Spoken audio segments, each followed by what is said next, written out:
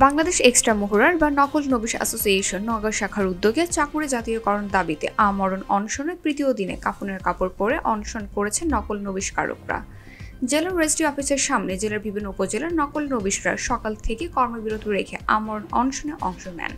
এদিকে এই আন্দোলনের ফলে সাধারণ জনগণ জমি রেজিস্ট্রেশন, নামজারি, দলিল প্রত্যয়ন সহ বিভিন্ন গুরুত্বপূর্ণ কাজ সম্পন্ন করতে না পেরে ভোগান্তিতে পড়েছেন। একই সাথে সরকার রাজস্ব আয় থেকে বঞ্চিত হচ্ছে।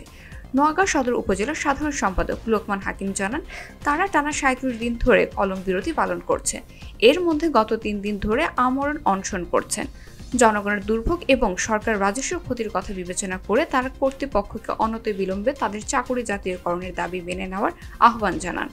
অনশনে নোয়াগাঁ উপজেলা শাখার সভাপতি মোহাম্মদ নাসিম উদ্দিন, সাধারণ সম্পাদক লোকমান হাকিম এবং সদস্য আবুল কালাম আজাদ সহ বিভিন্ন পর্যায়ের নেতৃবৃন্দ উপস্থিত ছিলেন।